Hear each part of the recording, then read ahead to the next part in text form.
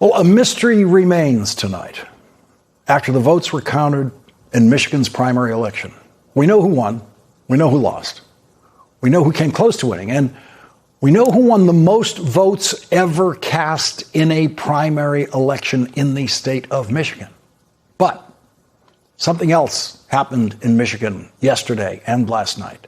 And it might turn out to be the most important thing that happened in yesterday's election in Michigan. And we know next to nothing about it.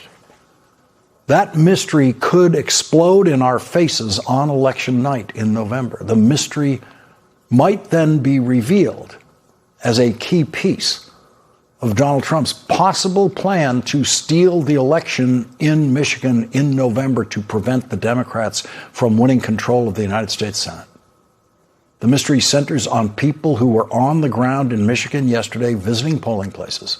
Their names remain secret. Their job titles remain secret. They were sent there by Donald Trump and Donald Trump's acting Attorney General, Todd Blanche, who has proven beyond a reasonable doubt that he will do anything, absolutely anything for Donald Trump.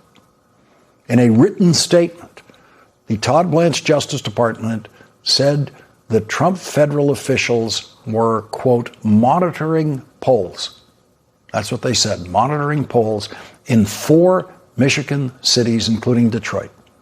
The statement identified those people only as, quote, DOJ staff from the Civil Rights Division's voting section and Michigan's U.S. attorney's offices. What were they really doing there? We don't know. What were they seen doing there? MS Now reports that the city clerk in Lansing, Michigan, said that his office has seen several teams of DOJ election monitors in plain clothes visiting about 2/3 of the city's precincts, one team of 2 people, another team made up of 3 people. The clerk said that the federal officials, quote, mostly stayed outside the precincts, watching from public areas. In a few cases, they have spoken to the chair of the precinct. The clerk was not sure what they were looking for. He says they were not able to identify who these monitors are, just that they were in regular clothes. Okay, so what were they doing? Was this Todd Blanche just placating Donald Trump and sending federal officials to polling places in Michigan so that Todd Blanche could tell Donald Trump that they did that he did something? Was it nothing? Or was it some kind of scouting mission for November, some kind of rehearsal for some of the actions Donald Trump might order them to take in November on election night? If they were considering seizing ballots in Michigan on election night in November, wouldn't they want to get a look at the place where they'd be trying to seize those ballots? Were they casing the joint, as bank robbers used to say? There is a very strong chance that they were doing absolutely nothing. There's a very, very strong chance that the way they did nothing is an indication of the way they will do nothing in November. But there is at least as strong a chance that Donald Trump is plotting to do something criminal on election night in Michigan and elsewhere. There is at least as strong a chance that the mystery of what they were doing last night might finally make sense in the worst possible sudden way on election night in November. The person whose job it is to preserve and protect the integrity of Michigan elections was the biggest vote winner in last night's primary. And she is our first guest tonight. Michigan Secretary of State Jocelyn Benson won a record 1,245,010 votes, 83% of the vote, and is now the Democratic nominee for governor in Michigan.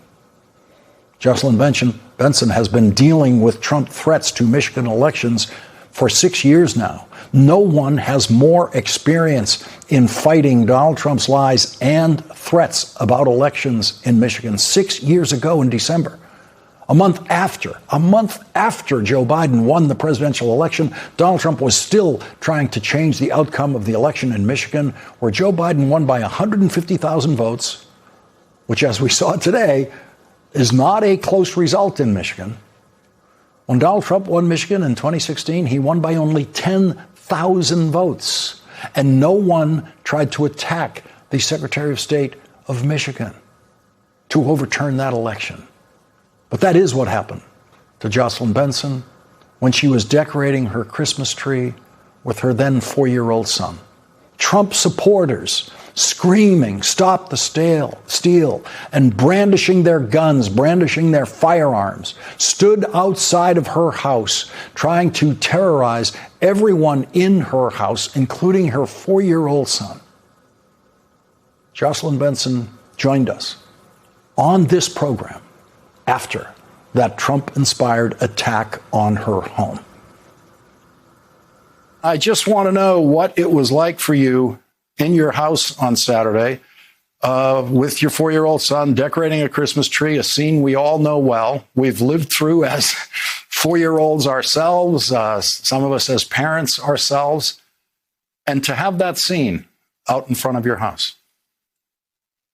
Well, thanks for having me. And certainly it was a unique time and typically a very peaceful time. And for that reason, as we're putting our young son to bed, it's important to maintain that peace around him and the serenity and the calm. And so as noise may have escalated outside, the goal was simply to enable him to feel safe and secure, and as he very much did at that moment. And so we, made sure that he was able to watch his favorite show, The Grinch Who Stole Christmas. He got to stay up a little bit later doing that. I think he enjoyed that. So that was maintained. And of course, at the same time, working with law enforcement to protect everyone in our house. And that was prime importance for everyone.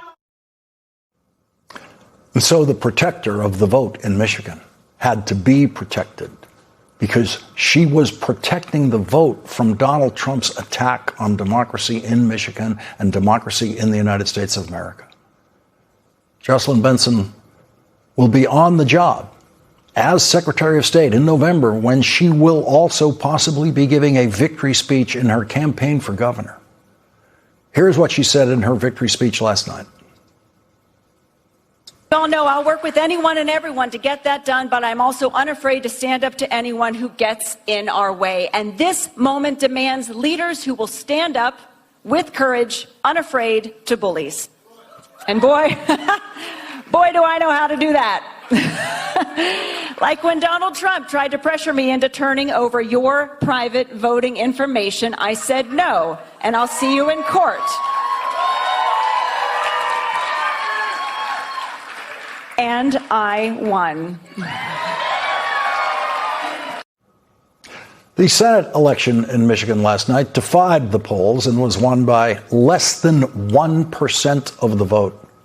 Here is what the winner, Dr. Abdul El-Sayed, said last night before he knew who was going to win.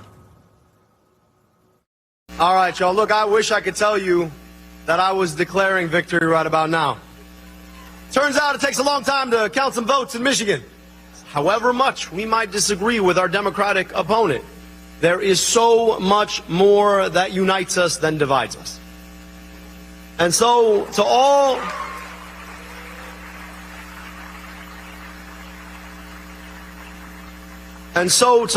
of our supporters here tonight, watching on TV, tomorrow we begin to mend fences.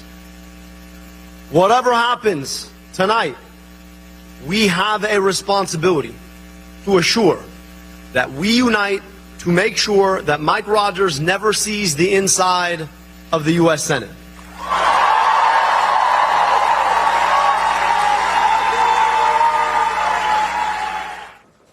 And here is what he said today in what was finally a victory speech.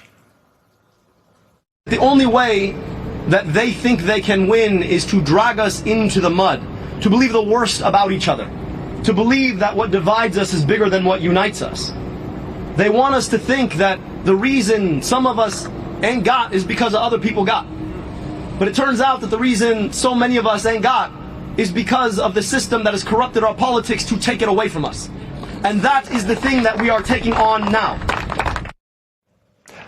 We live in a country now where we will be lucky if they think that is the only way they can win, by trying to drag Democratic candidates into the mud. But we know Donald Trump has tried another way to win. All I want to do is this. I just want to find 11,780 votes, which is one more than we have. And so the mystery remains. What were they doing? What were they doing in Michigan? What were the Trump agents doing at polling places in Michigan yesterday and last night? And if that was a scouting trip for November, if that was a planning trip for November, what can be done to stop Donald Trump from stealing the election?